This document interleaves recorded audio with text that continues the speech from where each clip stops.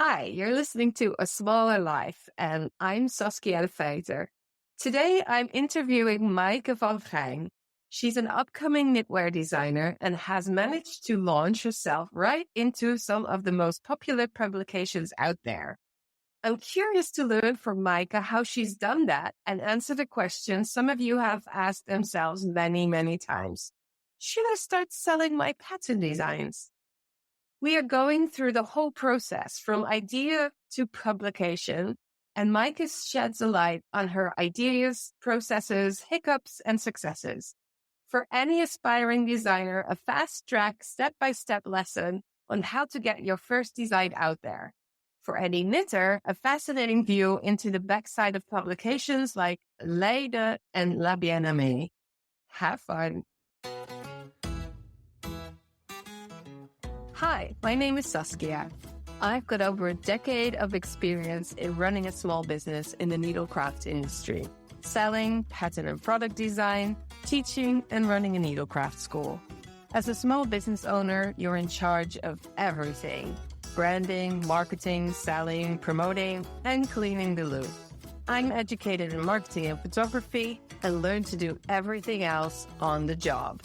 I'm obsessed with the healing magic of crafting and the power of community, and I'm determined to lift our scene up for the world to notice so they can step away from fast fashion. In A Smaller Life, we learn from experts in the needlecraft, textile, and creative industry, big names and small, about what it's actually like to run a small business. Emotional talks with sellers about wins and woes, product and design, conscious decision-making and branding, and communication. Why we do it, how we do it, and what we need to become the future of fashion without burning the hell out. A Smaller Life fights apathy in apparel and aims to inspire you to look at your wardrobe differently. Where do you buy? How do you use your clothes? And can you make some of it yourself? Dreaming big about a world where we rely on value-based businesses, the kindness economy, and where we can fully say, fuck fast fashion.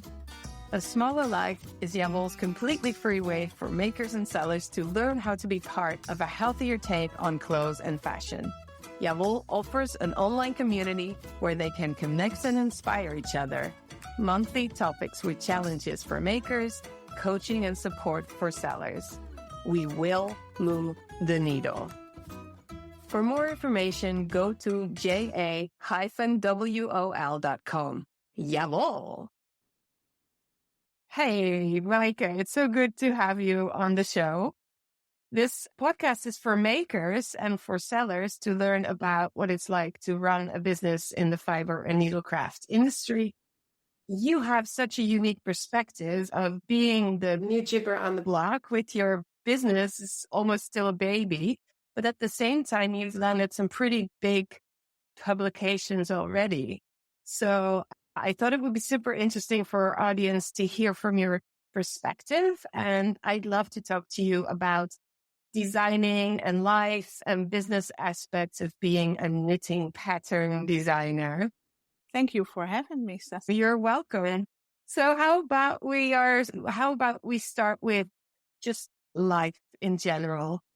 Tell me, what has your day been like so far?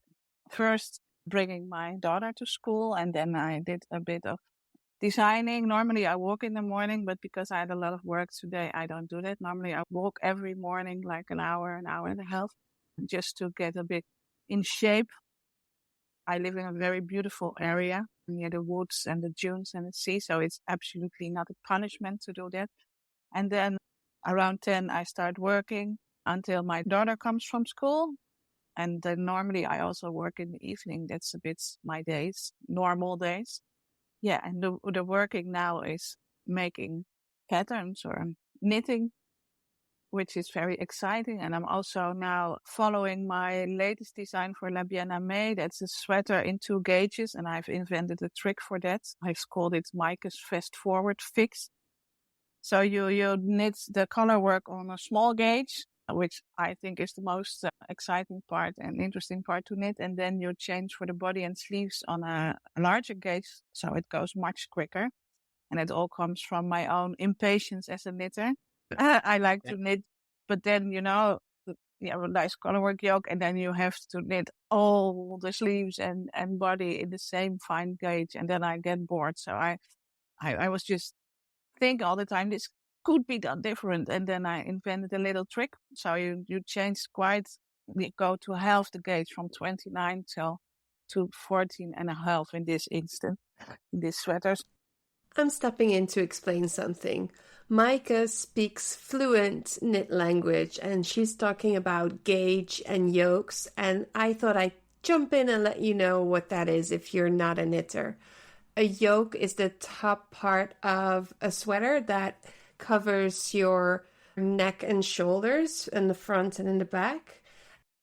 And a yoke is typically the part where we use color work in traditional styles. And as you probably know from Icelandic sweaters, where we have the colors in a circular area around the neck. And when we talk about gauge, we're talking about that is how knitters figure out how many stitches to cast on to get a certain size or a certain measurement. The amount of stitches that we need to get a standard 4 inches or 10 centimeters. And what Mike is talking about, she kind of invented a new way to make her knitting less boring. So she loves the color work, but she doesn't like the plain knitting so much. So what she did is she's designing color work that's done with a finer needle, so smaller stitches, and the rest of the body is done in a bigger needle size. So that means you have to do less knitting to get a certain amount of fabric. I hope that clarifies things a little for you muggles out there. So that goes really much quicker. Yeah. And I've been asked to do some workshops in the Netherlands. So I'm also preparing that, which I'm very much looking forward to, because I used to teach also in Amsterdam and also here in school. That was more like beginners or a bit advanced. So it was always my dream to give lessons or workshops about my own patterns. And now it's going to happen. That's amazing. Let's dive into the pattern work a little bit later on in the conversation. So what would an ideal day look like for you? For me? Yeah, the thing with knitting and designing also, I'm a positive person. So I always think I can do a lot of things in a day. So I'm always kind of disappointed in the end how much I have been doing, because knitting is slow and sometimes you have to go back a little to change things. I'm now working on a pattern with stripes, and so you do have to make a jogless connection. So I've studied a lot on that, on how to make that as perfect as possible. And that sometimes can take like days or a week that you're just researching how to do that. So yeah, I'm always at the end of the day, I think, I should have done more, but I think I have to accept knitting is a slow business. And as I said, I'm an impatient person. So that's a really fun combination. Yeah. In a perfect day, would you have more work, more walking in your beautiful surroundings, family time? What does the balance look like for you in a good day? In a good day. Well, I would like to work more always, because I enjoy my work a lot. And, especially when you're designing, but also when you're pattern making, you're like in this concentration. And sometimes it's a bit difficult to go out of it, get my daughter from school, she's home. And then I sometimes try to work a bit, but of course that's not so concentrated as when I'm alone. And then I continue in the evening. So yeah, sometimes I wish I would just have full days of working. But it also has positive sides, because in the morning, for instance, when I'm walking, I very often come up with pattern ideas, or the day before I've worked on something and I think and then in the morning I'm thinking about it and figuring out how to change it to make it better. So the walking is actually not just walking, but for me also a very creative moment often. Plus that I have a very bad back, so it's also very good for me physically to start the day with walking and to get a bit of movement in the back. And also working longer days is nice for the work, but for my body it's not so good. So actually how it's now, it's quite a good balance. Yeah. It can be frustrating when you get in that workflow and you're like really into it and it took a while to get in there and then you're pulled out of that. That can be quite frustrating. I see that, but to have that time to get your mind at rest and your body ready for sitting at a desk, because I think that's what you mostly do when you're working, right? You're sitting at a desk or sitting or in a couch or a chair, but mostly sitting. Yeah. So and it's long sitting is not good for my back at all. So I also cannot knit for 10 hours a day. I have sometimes done it. I even work nights through. Sometimes I do that because I just need the time and also the quietness in the home. But that's not so good for the body, for nobody, but especially for nobody, not for me. No. So that's sometimes a bit searching. And it also depends. My husband, he works in a theater and sometimes he is away all the time. So then I'm really limited to the school hours for work. But sometimes he also works at home and then he does the afternoons with my daughter. So I can work a bit more. So it's also, our rhythm is never the same. And sometimes I wish it would, because of course that's more easy if you know just how your week will be. But it also has advantages because, if he's here, I can sneak in some extra work time. And in the weekend, I also quite often work a bit. And for the last few weeks, he hasn't seen me a lot in the evening. I'm like, I'm going to do a little bit of work. And I never return downstairs anymore. Have you ever calculated the amount of hours in a week that you are working on average? Yeah, I always had I used to long think like I have 40 hours a week, but then I started calculating and my daughter is to school from 9 till 3, of 8:30 till 3. And then on Wednesday, only the morning. And I was like, because I always felt like, I have so short time. But then I found out it's not 40 hours a week at all. So and with the walking, that's quite an investment, of course, to do that. I do it because I know it's good for me, but it means that I'm not home before 10:30 every morning. So what does it boil down to? How many hours do you think? I think 4 hours a day in the daytime, and on Wednesday not, if she has an early day. And then I do work at least 2 hours in the evening, I think. Yeah. So it's not so much. So it's around 28 hours a week and something like that. That's really interesting to know, actually. It sounds pretty boring, but it's really interesting to know how much time do you actually use to work. And when you're talking about when I walk, that's kind of the conceptual phase or the moment when I get my ideas. And that's also very important. So that gives us a lot of insight in how much time it takes. Yeah, but in busy periods, it's not enough. And then, when my daughter goes playing with somebody, I work till really late at night. Those 28 hours or what it is, I have to get it from somewhere. So for when I was making the pattern for Bien Aimée, that was really tight deadline. I think I did it between February and April, including testing. We'll talk about the designing process in a bit, because I'm really interested to see. And I think we also have an audience that's not necessarily a knitter, but could be a sewer or just somebody that wants to start a creative business or somebody that does any kind of craft. Yeah. So to get a little bit of in-depth information on the designing process, we'll go into that next. But first, I wanted to know, do you think of yourself as a perfectionist? And does that kind of help you or work against you when you don't have a lot of time to work? I'm definitely a perfectionist. Yes, I don't stop till I think it's good enough. And that is two-sided. On one side, I think it pushes you to go a bit further and to search further and to make the best out of things. On the other hand, for yourself, it's sometimes also a bit kind of an enemy. Especially when you have a physical limitation, it's a bit difficult sometimes. But I think I kind of accepted a bit that I'm like that, and I try to find a kind of balance in that.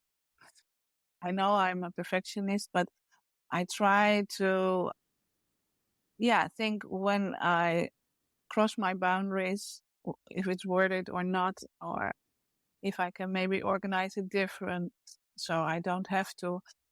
But Yeah, this is a good moment to go into that process, because when you work for a publication, when you're trying to get your pattern into a magazine, then there's a deadline. But when you work at your own designs, you can sell them whenever you like. So that could like enhance your character or work against it.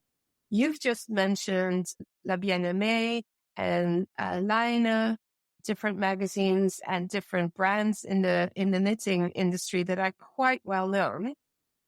Huge feats for you. So congratulations on those ones right at the beginning of your career. That's amazing.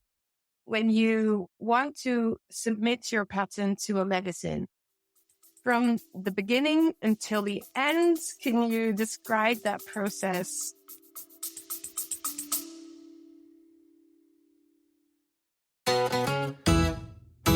Hello, friends. I just want to say something to you quickly. So if you're liking the podcast, if you're liking what I'm talking about, consider joining the mailing list. I have bi-weekly updates on the podcast and or business insights and tips. The occasional exercise to get you ahead. If you want to actually talk to other business owners about the things that I talk about here on the podcast, why not become a Javel community member for as little as €8.50 a month?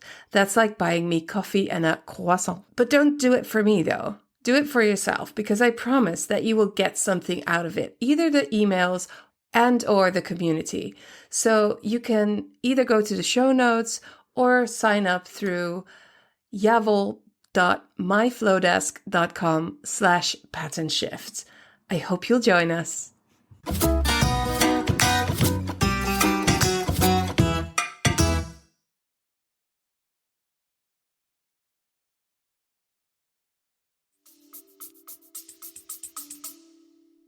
how that works, I had this feeling I wanted to design quite early, but I felt like first, like I have to learn more.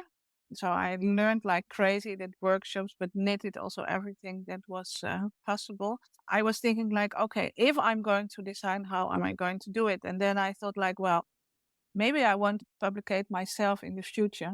But for now, I didn't want it. In the first instance, I didn't want it. So I decided to look for initiatives that I support or that I feel connected to. So the first one was Kate Davies.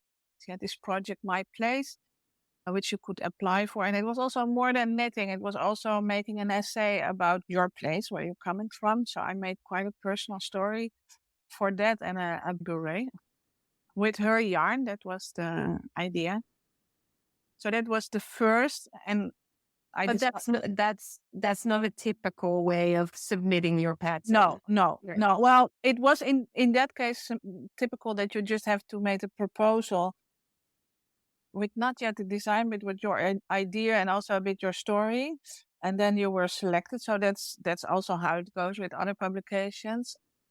But yeah, this was a bit different because it was an essay and it was also about your personal story. So that was the first. And then secondly, I applied for Laine for, what was it, 52 weeks of easy knits, which is also a beret.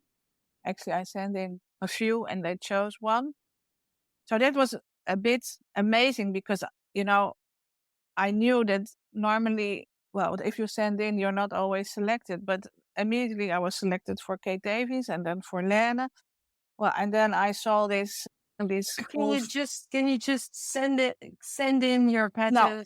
No, there's a specific. Well, maybe you can. I don't know actually, but they make a submission call for a publication with a deadline, and that's normally quite a tight deadline with Laine, like a month. You have a month to apply, and then you have to apply with a story, but also with a swatch and with a sketch.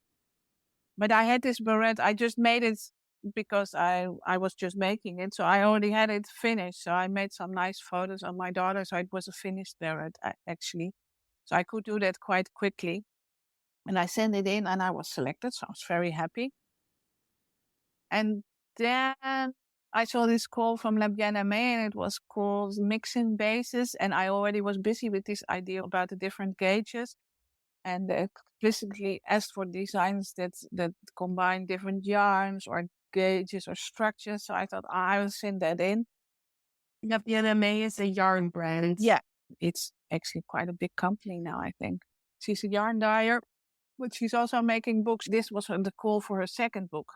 So I sent it in and I was selected. So with Laine, you just apply. They do submission calls. So I would suggest you check their Instagram. I think it will also be on their website, but they first announced it on Instagram. And I think also Facebook. If you're in their newsletter system, you also get it. So they do a submission call and you should really check it because what I say, you have about a month. You apply. You have to make a sketch, a swatch. Well, you send it in and quite quickly and within 2-3 weeks, you'll hear if you've been selected or not. And then you'll get a time frame for this beret. It was short because I'd already finished it. So I only had to write the pattern and do a test knit. But I think that depends a bit on how large your project is, etc. And they propose you a payment. And then you go ahead. And you always make a sample. I already had one finished, so I made another sample for them. So I made 2 samples and the pattern. I had the pattern tested by 6 test knitters, which test knitters are really important in the process because you write a pattern, but they will knit your written pattern and check if you've written it in a logical way or if it's correct. And then a tech editor from Laine will also check it. And then they make the photos, really nice photos. It goes into print.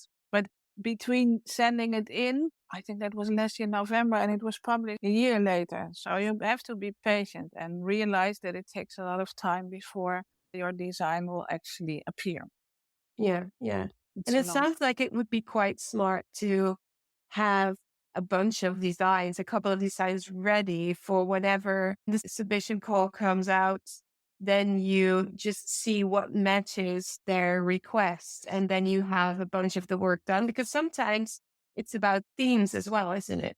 Yeah, it is handy to have something. It's not always possible. Now, it was also because I was starting. I had some ideas lying and just sent those in. And with Bien Aimée, it was a bit different. And it was actually quite nice because normally it's just digital, just email actually. But with them, I had Zoom meetings.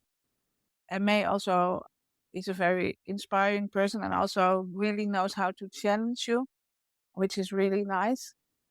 So, and we of course had to talk about which yarn, etc.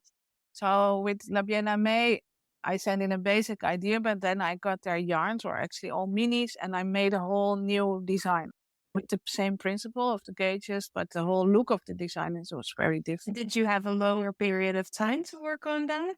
Yeah, but still it was quite tight because in the first instance they wanted to publicate it already this fall, but then because of the war in Ukraine and the printing problems, it got later. So I had my pattern finished already 1st of June and also my first sample. Yeah, so that was also quite tight deadline, but normally they also tell that in the submission call, what is the time frame. So you also know where you sign into.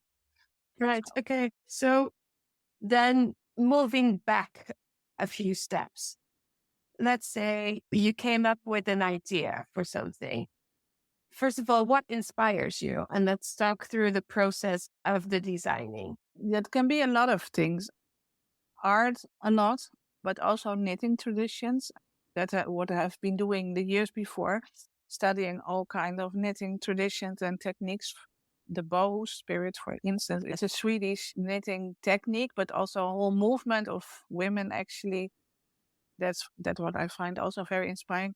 Yeah, it was in Depression. Men didn't have work, and then women started their own business actually by knitting haute couture sweaters also for, at a certain point, very famous people. But it also made them more and more independent. So it was also like a feminist movement, which is very interesting. But also the knitting is just amazing. It's beautiful work. So I followed workshop with Lorette Carman, and then I got to know it and I've been studying and knitting it. So yeah, knitting traditions are an inspiration, but also nature where I live, I've made some fades for Bien Aimée. Can you explain what fades A are? fade is colors that fade, that go from one color into the other. Yeah, it's color work, knitting color work, where it seems like colors blend into each other. Yeah. For La Bien Aimée, I've done something with neons and then it lights up in the middle. So then you're inspired by nature and by old knitting techniques, different kinds of things, and you have this inspiration and you go home and then what? What's next? Yeah, but it's not like then I see it in the sea and then I immediately go knitting it at home. It doesn't work like that. It goes somewhere in the back of my head. All these things for this, I was also inspired by traditional culo hats from Peru. They use these bright colors as well. So that all goes in my head and then, I get yarn and then the yarn, it all starts with the yarn for me. I get the yarn and the texture and the colors of the yarn. Then I actually just start swatching and trying out ideas. All my knitting wear designs came from swatching, just making little samples and see what works and what not. I sometimes make a lot of swatches before I find. Like sketching. Yeah, it's like sketching. It's a slow process because, you can work hours on a little swatch and before you see if what you had in your mind works. So what I do now sometimes to check my ideas beforehand is use a computer program, Stitch Fiddle, in which you can make color charts. Mostly I make color work. So then I try out first in Stitch Fiddle and get a bit of idea how it looks before, and sometimes try different color combinations before I start swatching. And that can help to speed up the process. You don't use like crayons or watercolor or things like that? No, this goes quicker because you can easily also, paste it and make it larger and zoom in and out, and then you get an idea how it looks from a bit further. Smarter enough, harder, right? Yeah. I do have crayons and things, and sometimes, but I'm not a huge drawer. I don't. Then you have your swatch, and then the next thing is, do you know what it will become before you make a swatch? Yeah. Okay. And then a beret or hat is quite simple. But for La Bien Aimée, I made a sweater in 10 sizes. So then it's not only about the idea, because you have an idea for colors and for this fade and the middle, but then it has to fit into, then it becomes really, really technical because it has to fit into a certain amount of stitches for 10 sizes and it has to fit in every size. And I wanted to connect and to be lined up vertical. Yeah. The bows doesn't do it. Without getting into the deep technical bits about it, where do you get your information? How do you learn to grade your sizes? We've mentioned it briefly, but you didn't have a design education. You came from the theater. And so how did you learn to do that? I don't even think there is an education for it because I did Fashion Academy for 2 years. I've read all the knitting books about grading, but then still, there are no standards for it because it all depends on your yarn, your gauge, and also the colorwork pattern you use. So you can study and read about it, but in the end, you have to make your own calculations. There's no standard for it. So, then you get an idea of how you have to build it. I'm thinking spreadsheets. Yeah, I have Excel sheets of pages of numbers. Yeah, that's how I do it. Yeah, you also have to be a bit technical and like it. I cannot say that I like that the most, but in the end, when it works out, it is a kind of puzzle. So I do enjoy to figure it out. I think I like the swatching far more. Yeah, but this is also quite a challenge to make it work. And and it's a difference, is in my personal opinion, between being a designer or being able to knit something that's beautiful. That's what I was, because that was what I was thinking. That's the difference. Designing for yourself is easy because, you can just figure out and change it a bit. And, if you have to make one size, it's not so difficult. For one size, you can easily adjust something. But if it has to work for 10 sizes, you need a more firm base, and the base should be correct. And then, I have just one chart that you can, or 2 charts I have for all the sizes. So that's the difference. So if you want to become a designer, the designing is maybe 1/3, and I think the technical part and also the test knitting and then working with the tech editor, I think is 2/3 of it. And that also quite surprised me. And it is a difference if you knit a hat or a beret or a sweater, because a sweater, of course, is technically... Or if you do just 3 sizes, and I'm guessing there's a reason why you do a wide array of sizes. Yeah, I wanted to be size inclusive, but I also think that's the standard now.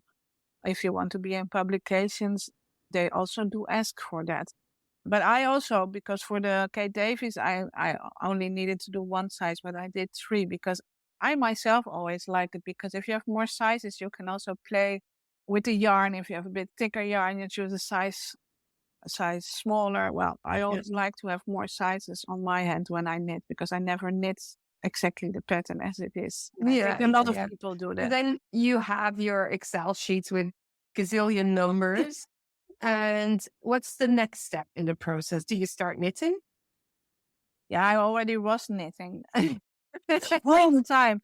Yeah, what I did for this, because that was limited time, I made a swatch, a big swatch, about the front of my chest, and where all the calculations were in. So that was the base. I made a pattern of that, and then I sent it to the test knitters and started knitting the first sample myself. Normally, I would first knit a sample myself, but there was no time for that, so I did that simultaneously. But I write a pattern first, because I also want to knit my own pattern. I always do that. I write it and then I knit my own pattern before, or in this case, I was sending it to the testers. And then pattern writing, you cannot just start writing. It's a specific language. Yeah. Is there a course you can take? Is it books that you read? Is it just copying what other people are doing? How do you land on a certain way of writing the pattern? Because sometimes, if I remember correctly, you get a list of how a certain publication is using the terms. Yeah. It should all be general and it should be the same, but it really isn't. No. So how did you learn to do that? By just doing it. Yeah, from the publications, not from Kate Davies, but from Laine and Bien Aimée. Laine is actually also the publisher of the Bien Aimée book. You get a style sheet that says, well, it gives quite a clear direction of how you should construct your pattern or how you should mention things. But that's, of course, still not a pattern. Doing it, looking at other patterns which you found pleasurable to knit, for example. Well, I've been test knitting a lot before I became designer myself. And you learn so much from that. I also still do it and enjoy it. From test knitting, you also learn how a pattern is made. So I think I actually learned most from that and not from books. Well, that's a great tip. Yeah. That's a great tip. Yeah, because you get like the inside information, but you also see by knitting and reviewing patterns, you get more insight on how it's constructed. Test knitting is a very important part of the design process. It's where you connect to knitters that knit your design and give you feedback. It's like proofreading a book, right? Can you tell me a little bit about that process? Yeah. How you find people and how that works, how you communicate with them. Yeah, what they also do, they often knit it in different yarns, so they also give very important information about yardage and how it works in different yarns, which I really enjoy and find very important. Till now, I mostly found them in my own knitting community. So people I knew from knitting nights, workshops in Amsterdam and around the Netherlands. And I asked those again, or the people that I was really happy with, which were most of them, for the next test knit. But then for the 10 size sweater, I didn't have all sizes. So I also searched further, asked people that I didn't know so well, but I knew from Instagram that I knew had the size. And in the end, I also put a call on, it's called the fattest test knit. So that's especially for plus size, to make the knitting world more size inclusive. So you can do a call there, and they are a platform actually. So I found some people there for very small and very big sizes. So it's not only for big sizes, but Did you for also get a wider deadline? No, yeah, that's the problem. Huh? For big sizes, it also takes longer. And my experience was that, yeah, these people I had less connection with. It's also hard to find plus size. Yes, and especially because I had a tight deadline, so they had between April and June to finish. Didn't have to finish the last sleeve, but it was really quite tight. Yeah. So Because I wear usually from what is now quote unquote normal, I wear the third biggest size. Yeah. Usually. And it takes me typically 2 months to knit a sweater if I do it outside of my normal job and in my spare time. And that means that I can't knit anything else. So it's quite a commitment. Definitely. And what do test knitters get in return? Yeah. Why do they do it? Yeah. Well, you said one important thing. There's a lot to learn. There's a lot to learn. And it's also fun because I tested it a lot for Anna Maltz, which is a wonderful designer. So you also get a kind of sneak preview in her mind and her way of working. But I think already had some design aspirations. But I think other people, I talked to a test knitter, one of my test knitters that are always test knits for me. And she says, yeah, I just like to stimulate and enable you as a designer to make these things. And I think it's inspiring to be in that process, but also to support you to be able to do that. So that's also what I do. I test knit for people that I like their designs. I like how they work. Sometimes there's also friends like from Cynthia from the toys. I always test for her because I also want to support their work and support. Yeah, I know how difficult it is to find good test knitters, so I want to help them. So yeah, and some people really like, I think, the idea to have a sneak of an early view of a pattern. And you get it for free. Some people say that, but I think like a pattern is 5 or 7 euros, max 10 euros. So that's not a real big gift. I must say, I wish I could pay my test knitters or give them yarn to knit because I think. Yeah, that was my next question because you're kind of expected to knit it with your own yarn. So it's actually also a great way to get rid of some stash. Definitely. If you have a match, that's a great way to do it. Yeah, but my experience is that you then don't have it exactly, that you have to buy. But yeah, it can be a really great stash burster. And I always arrange discounts from the yarns that I use. So if you want to use those, you get a discount.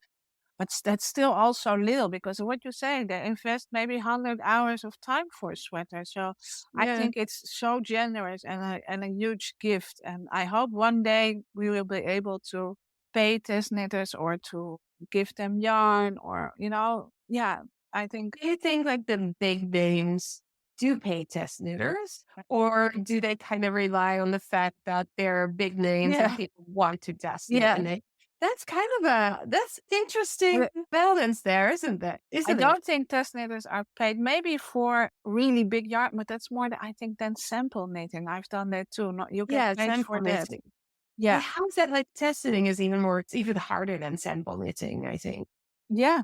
Because you also have to report back and talk about it. Yeah. The test knitting thing is something that I think is very important and interesting. And this might be a good moment to share with the audience that in the Yavol community, I've opened up the possibility for designers to have your own test knitting space. And that means that a space in the community where you can communicate through video, text, sound files, you can go live, you can have chats, you can upload your patterns, and you can do basically everything you need to do in one space together with the test knitters, and they can also connect with each other.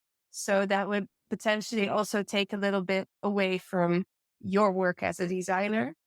I heard somebody talk about this and I thought this is a great idea. So if you are a designer and if you want to try out Test Knitter Space, just send me an email at info@ya-vol.com or go to the website and then we can set up a space. It is completely free for designers. It's completely free for test knitters. This is kind of my way to give something back to the designing industry because it's so hard to make a buck when you just start out. Yeah. And I know you don't have to pay for, I don't know, a Google document or email, but usually those are so many different kind of spots where you connect with everybody. And I have the possibility to offer it all in one spot. Yeah, So, that's really wonderful. Because for my first, I used Google Doc, and then I went to Slack, which is a bit similar. But, you're let in for free and then they throw you out, and I lost everything. oh my Yeah, gosh, they don't I would tell you. never do that. No, they don't tell you beforehand, and people, indeed, that's the nice thing about it. It's also a little community. So I think that's also makes it interesting for test knitters to be in this community. They share with each other their progress, their photos. I share things. So that makes it also a far more interesting process than just working in a Google Doc. So And also because you are in the bigger Yabble community, you could actually, I asked the people that are in the community, and most of them are very enthusiastic about being test knitters. And if you need more or other people, you can dip into the bigger community and ask people if they want to join you. So yeah, that's that's fantastic, because it is hard to find test knitters, especially for larger projects with tighter deadlines. Now, it's really wonderful that you're offering this. cool. You're welcome. I'm glad you like the idea. So we've landed on test knitting. And once the test knitting is done, what happens next? Yes, test knitting is done. You send your pattern to the publisher, and then normally you have a tech editor who goes through your pattern and checks everything again. Laine definitely did that with Bien Aimée. I think there were even 3. And what I did there for designers was actually quite nice. I also had a tech editor before it went to the testers. And I think that's also quite generous to your test knitters to not send them, well, my pattern was not messy, but it can be messy maybe, to send them a pattern that is as finished as possible, especially for a larger project like a sweater that has been checked. It's also a question of time and money, but if it's possible, that is quite nice, because then the testers really read the almost finished pattern and have a better knitting experience, but can also really focus on not on details, but not on mistakes, because normally those would be taken out, but more on the process. But then after it also went to a tech editor, and then it's finished, and then I knitted another sample for both Laine and Bien Aimée, and then they do the photography. Yeah, With that sample that you talk about. Yeah. yeah, But you can also, if you don't have sample and you're working on your other sample, you can have somebody else knit the sample if you like, right? There's also a way to do. yeah. And the other samples by Bien Aimée, I think, were knitted by sample knitters. Yeah. Cool. Yeah. Well, that's basically the whole process. Yeah. Except for one thing. I'm very curious to hear, how do you feel about pricing in our industry when it comes to knitting pattern designs? Yes, well, that has always surprised me, the price of knitting patterns. And even a lot of people prefer a free pattern. While, if you would knit a sweater, you spend about 100 hours with the pattern. Why only pay 5, 6, or 10 euros? Because a good or bad pattern also makes a lot of difference for your knitting experience. I always try to write patterns that are also fun to knit. The color work, for instance, which I made in the sweater, looks quite complicated, but in knitting, it's a nice rhythm, an easy rhythm to follow. So it always surprised me that even 10 euros is so little. Also, if you compare it, they ask much more for sewing patterns. Well, I think, the work that goes in it is equal, or maybe even more with knitting. But it probably has to do with that the knitting industry, has maybe not totally been professionalized yet. So I hope it will be, and maybe I will start an action. And I think that you are in and we walk around the indie side of things. Yeah. It's big magazines. Sometimes they don't even get named in No. publications. I'm thinking they'll pay more. And maybe also for testing and sample. I don't know about that, but yeah, And that's also why a lot of designers at a certain point start teaching and teaching their specific look or the techniques that they tend to use, or just appearing on festivals to get extra income. Almost like being a balance, right? Yeah. You have to find different ways to earn a living, but then the traveling also takes a lot of time. And so it's definitely not easy money. No, if you want easy money, you should not start designing, I think. You need another ambition or motivation than money. But and for me, teaching, I really enjoy teaching because I'm here on my attic in the north of the Netherlands, working alone or with people digitally. But I really like to meet the knitters and to work with them. So for me, teaching, of course, you earn a bit of money with that, but it's also about connecting with people, which makes it really, really nice and interesting. In general, it's for me not something I can easily live from now. No, that was going to be my next question. I mean, you know me, so you were expecting that probably. Yeah. But so that would mean that you have to, let's just go like really general, that you'd have to design 2 or 3 sweaters a month to be able to make a living when you just work from publications. There's like no way you can do that because you just described how many hours go into making one design. So there's different strategies, and you already talked about it.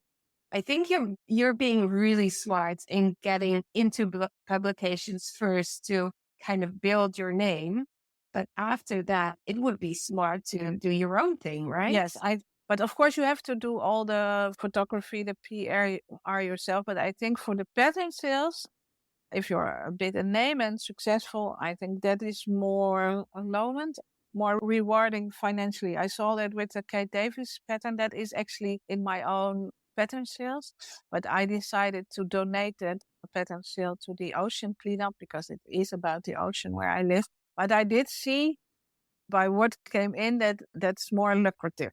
So, because what happens is you put it on either your own website or a website like Ravelry, and you can keep selling it, and the amount, like up till €10 a pattern. Yeah. And then for every sale, you get that money.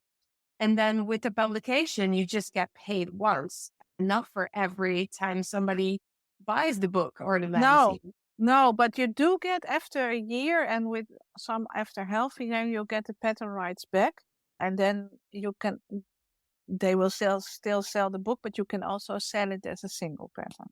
Normally, that is the deal, and the period depends on the publisher. Of course, in the first year or half year, there's the most buzz around it, but still, that's a nice, and you can use their photography normally, and well, they have paid for the tech editor, so that's quite nice too. What I was a bit shocked about, but maybe that is being unexperienced, is that you say you can sell and you get the money, but so much goes to PayPal, for instance. That's really ridiculous. But you have to have your own websites. Yeah, but then still, I think. Yeah, there goes a little, but it depends on what paying system you use. Because it's not Ravelry. They are quite okay. That percentage is quite nice. But if you have your own website, you don't have to work with PayPal. You can, but you don't have to. And Etsy is notoriously bad. So don't do that. It seems really easy, and it is in ways, but they kind of eat all your money. So yeah, I would say as soon as you can, and why not just move into this topic, investing in your starting business. And what do you invest in, and how can you make it grow? First of all, we need to know, as we are going through this whole journey with you, from your perspective, do you want to make this your full-time job, or do you see this as a hobby with an extra, or do you have plans, or are you growing organically with what happens and make decisions along the way? I think a bit unless it's also funny when you talk about my business. What you say, it's still a baby. I don't feel it's like a real business yet. Yeah, I think I'm also looking along the way if I like it enough to keep doing it and how I'm going to do it. I'm going to work still with publications or self-publish, because I must say, the impact with Bien Aimée, how I landed on the cover even by surprise. I must say, I'm still figuring out if I want to be in publications or self-publish, but I did find out that the impact of working with a publisher like Laine and Bien Aimée is enormous. They have such a big network. And so, I would never be able to reach all those people myself. The first post of my sweater got like 4,000 likes on Instagram. I would never be able to do that myself. And Aimée was at Folk Knitting Live, did a fashion show. She's now traveling all over the USA, and May will make a big trip with the book, so and maybe also to Japan. In any way, it's translated in Japanese. Yeah, that's so cool. Yeah. As a business mentor, I think this is where you are right now makes my fingers itch. Like, that. I'm like, okay, this is momentum. You're getting all the attention. What are you doing with the attention? How are you going to use that to propel your business forward? And I'm saying business because if you don't call your business a business, then it is a different vibe, right? So if something costs you money, it's still a hobby.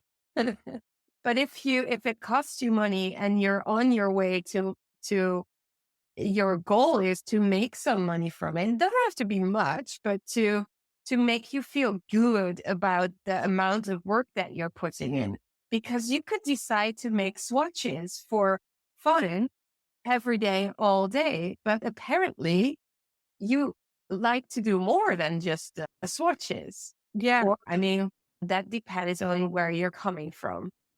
So how do you look at that? And how do you look at, without like putting words in your mouth, how do you look at marketing and putting yourself out there as a brand? Do you think about these kinds of things? Yeah, that's what I am thinking about the last few weeks. And I think I do want to build a website.